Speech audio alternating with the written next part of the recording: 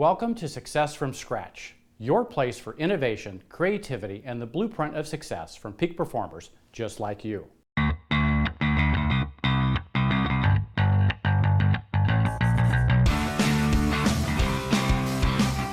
Welcome to Success from Scratch. So I am absolutely pleased to have Meghan Pelley from San Antonio joining us today. Hi, Mark. Hey, so glad you're here. And we have so much to discuss and so little time. So let's get right into it. Tell us a little bit about you and your business. I've been a realtor for about 14 years. Strictly worked the San Antonio residential market. I've only ever practiced real estate in the state of Texas. So kind of an expert in this field, or at least I like to hope I am. Yeah. It's my sole career. It's what I love to do. I love helping people. I love helping people make smart real estate decisions based on their needs. And in 14 years, you've seen up markets, down markets, sideways. You've seen every type of market. Yes, I've ran a full cycle. Have the battle scars to prove it. So, it's change is constant in this industry. So you just have to be prepared for it. Be smart about how you run your business, build your business, give people careers around you that empower them to do the same. Yeah. So let's give the audience a little perspective around the size of your business and transactions that you're doing year to date or last year, and give them a little where you came from and what you're doing today. So last year I did about 60 transactions. At the time it was just me. I have a brand new assistant here that I'm really excited for. So hopefully I'll be able to do more than that. Yeah. Hi, Carlin. Yes, hi, Carla. And so right now I feel like I'm at capacity at 60 transactions a year. My volume came in just around 14 million. I would like to increase capacity. So that's part of what I'm working on this year is to at least maintain where I'm at and then continue to grow the project so that, it's sustainable going forward through whatever cycle we happen to hit on next. Right, because we know the cycles are going to happen. So 14 years ago, you started with zero, and now you're, 60 transactions, 14 million. How's it feel? Strange. You think when you start out in the industry, you think you have an idea in your mind of what success looks like, and then maybe you arrive, and then that idea changes. And so it's definitely about the climb. I don't think I've ever popped up at the top of my mountain and thought, oh, okay, well, this is it. I'm going to stop. It's always, oh, what can we do next? How can we make things better, more efficient? How can we impact more people's lives? So it's a continuously evolving, changing process, restructuring goals, trying to figure out better ways to make the process run. Right. So in that 14 years, Meghan, did you ever want to throw in the towel? Yes, I did. Tell us about that. So actually, I came very close to throwing in the towel. I personally felt the effects of the recession in 2007. I started to see the writing on the walls around 2007. Right. So by 2008, 2009, my husband's also self-employed, and a lot of what he does for a living was drastically affected. So it was difficult for both of us. And at one point I was about to take a job as a mortgage underwriter. And I thought to myself, well, this is kind of it. You've been working at this for about 5 years now. If you take this job, that's it. You won't go back to doing this again. And everybody around me was doing that. They were taking side jobs here and there to just keep their family afloat. Right. So I went so far as to, almost onboarding at a very large institution here in San Antonio. And I decided that I would weather the storm. And so that's what we did. We tightened our belts. I got a whole new attitude about things that I wasn't excited about doing before, like, showing rental properties, and just thought, I just need to do what I can to stay viable and provide value. And when the storm is over, there should be a lot of low-hanging fruit. And we were right. We both hung in there. My husband and I both hung in there. And when we came out of it, a lot of people weren't able to weather the storm. So when the wave picked back up, we picked right up with it. And I think we've almost operated out of a mindset of scarcity, that it's going to happen again. So I only just moved out of my house that we had lived in for the last 7 years, just a couple of years ago. When agents around me, when the market started to pick back up again, were, buying new cars, buying new houses, doing all the things that we do.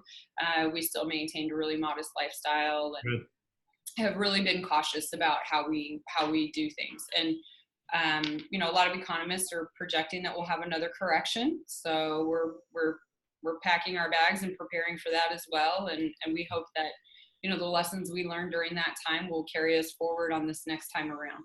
Yeah. So you've set yourself up for success for when we do, because we will hit the next cycle. We just don't know when. Right. As a coach, people give me a hard time a little bit because I like to focus on two things in this area: the number of their money in their savings account and the amount of debt that they have. Mm-hmm. So debt outside of your home mortgage, which is good debt, but all the other debt, I really focus on those two things. And it sounds like you're doing that as well. Very much so. It sounds like you also did what I see all successful people do. First, you made a decision. Despite the fear and the circumstances happening around you, made a decision. You took action, and you became really resourceful, is what I heard. Mm-hmm. Yeah. So you made a decision, took action, and became really, really successful. And resourceful. So tell me this, from working with folks, and you just hired another assistant, working with folks, one of their biggest fears is when they hire their first assistant.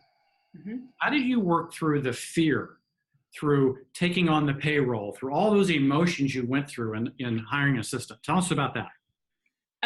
So I try not to operate from a place of fear in my business. That was one of the things that actually got me in this business to begin with, was a very simple book called Move Your Cheese. Mm-hmm. Bread. So I don't feel as though I've ever operated I don't typically try to spend a lot of time operating from a place of fear. But what I did learn after a few false starts on help was that you can't just pick somebody out of the ether. You can't just, some folks maybe have found success in, meeting people that they know, or hiring relatives or close friends or things like that. That wasn't the circumstance for me. So this last go around was after many hours of interviewing many candidates. I had personality profile tests done on all of them, and I had follow-up coach meetings with the folks that did those personality profiles, not just on the candidates that I was interested in, but also myself, to see how I would better operate with somebody. And Good. Then I also took what I thought was my first choice. I took them to somebody smarter and more successful than myself and asked them to review the information. In a perfect world, I would have had that person interview the candidates as well, but the timing just didn't work out that way. So I was very strategic about that. And JP Associates was really instrumental in helping me find my one that I have right now that I'm really excited about. But having a commitment out there, talking to other people that are doing better and or the same as you, and letting them know what you're trying to accomplish, what you're looking towards. In my case, I want to back out of my business in 15 to 20 years. And so we have very, clear ideas of how that's going to look and how that's going to run. People won't want to follow you as a leader if you don't have a direction that you want to go in. Right. And in industry, it's easy to get swept up in the minutia of your day-to-day details and lost in the weeds, if you will, and not really have a concise idea of what it is you're trying to accomplish. So I think, my commitments on what I want to do, the type of business I want to run, was also appealing for, anybody that I was looking to bring on board. And I'm hoping it'll be the same for other agents that I bring on board. I could go, pluck any agent out of school or down the street that's maybe struggling at another company, et cetera. But I want to make sure that when I refer business to that agent under my umbrella, it basically has, as the equivalent of our Good Housekeeping seal. Yeah. Some type of recognizable brand that says, oh, this came from a place of quality. You're going to have quality and value because of the origin of the source. Yeah, that's awesome. So what I heard is you were very strategic. You didn't work out of fear. You had a system and a process. And again, you took action, which is a theme of what I'm hearing from you, is decision, strategy, process, and standards. I heard standards. If you have standards for your internal team and standards for the public that you serve. Absolutely. Yeah. So tell me about over the 14 years, you've obviously taken a lot of risk. Was there ever a time you took a risk that you just weren't sure that you were stepping off in faith and that risk paid off for you? Well, real estate in general, just getting into the practice was a huge risk. I was dating who is now my husband, but had no intentions whatsoever of being married to him or anybody else. Starting in a business that you don't know when you might collect a paycheck is terrifying.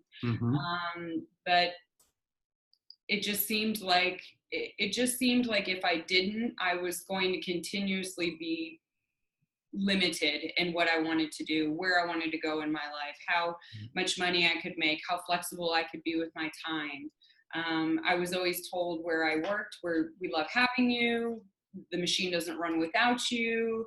But I was also always told, we're paying you as much as we can pay you for this position. Or I would say, that's fine, but can I have some more time? No, we can't do that. So there was never anywhere I tried to plug in and get an outlet of, something else that would have been of value to me.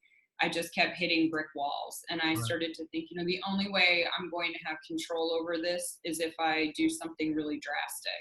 And so I think we all get I think most people get into being self-employed, not just real estate, but self-employed in general, because they want more control over their income and want more control over their time. I don't know that real estate necessarily affords you all of those things. If you're successful at it right out of the gate, there's a lot of work that goes into it leading up to that.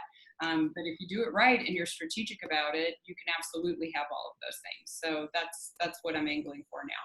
For sure. So tell us how you structure your day. How do you structure your day, your week? Well, my 3-year-old structures my wake up time, which is usually around 6 a.m. Awesome. Yeah, she's great. And then I do make it a point to start my day out with, after I caffeinate, which is a very important part of my day. Right. The 3 main food groups, right? Yes. Coffee, wine, and chocolate. Yes, exactly. Yeah. And since I can only have one of those things at 6 a.m. or should only have one of those things at 6 a.m., I have coffee. And then after that, I always work out. Even if my day only affords me 15 minutes to work out, that's what I do. I do it at home. It's not fancy, but I check that box. When I'm exercising, I set my intention for the day, what kind of day I want to have. I try to continuously come from a place of gratitude, not just for the fruits of labor and wonderful things around us, but the gratitude that comes with curveballs being thrown in your life and having to deal with puzzle solving and issues and things like that. So that's been really helpful for me. I eat a very balanced diet, but I have a tendency to do that a little later in the day. So by about 8 or 9 o'clock, I'm usually dropping my 3-year-old off at her little school. I try to come in here to the office first thing in the morning and ping in with folks that help me out, and then move on with the rest of the day. That doesn't always work out the way it's supposed to. This morning, I landed a listing consultation that started at 9 a.m. and then went to another potential listing immediately following, so I made it into the office a little bit later. Because I'm not the picture of work-life balance just yet, I will tell you that my workday typically ends around 10 p.m. I try to be as present with my daughter as I can when she's in my immediate purview. So I try to limit phone and computer usage when she's with me, which means from about 4 to probably 6, maybe 7 p.m. I'm wearing my mommy hat. Right. Sometimes I'll take it off and put my real estate hat on, but I try to make it so that it's just emergencies. And So then we're really time blocking. I'm time blocking. I could be more efficient at it.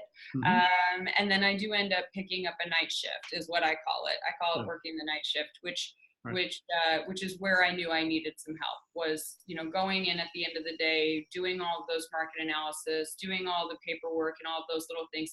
Those are the things I would do after she went to bed. And so now that I have a little bit more help, some of that stuff is being taken off my plate. Hopefully I won't be picking up the night shift quite so much. Yeah. Hopefully you read my blog this Monday around sharpening the saw, which will talk about exactly what we're talking about. And I've got a follow-up one coming Monday that I think you'll see a lot of value in. Matter of fact, after this interview, I'm going to send you 2 charts from the blog that's going to come out next Monday. Oh, great. Yeah. I'd love that. Yeah, so it'll really help you. So tell us, if you could give the audience just any tip, any one thing that comes to your mind that's helped you create the success that you've had, what would that be? Stop selling and start listening. Stop selling and start listening. That's why we have 2 ears and 1 mouth, right? That's right. Should be in that proportion. That's right. You can set yourself up so that other people will speak about how wonderful you are for you. That's what social media and the internet has done for us. You don't have to walk into a listing presentation or a buyer consultation and start talking about how amazing you are. No one really cares. I hate to say it, but they don't. They have their own agenda and their own goals. And as a realtor, you should be trying to uncover what those are. And what I found is people are not necessarily clear on what it is that they want. So you have to really listen to what it is they're saying, try to determine what it is they want, repeat it back to them, and find out if you're on the right path. And then, only then, can you direct them on what is a smart real estate decision for them. Yeah. Nuggets of gold there. Nuggets of gold. Thank you. So Meghan, I'm so glad we had this time together. I know the audience is going to get so much value from this. And of course, you're in the San Antonio market, so they can reach out to you for referrals and business opportunities and those types of things as well. And appreciate your time today. And we will see you on an episode of Success from Scratch real soon.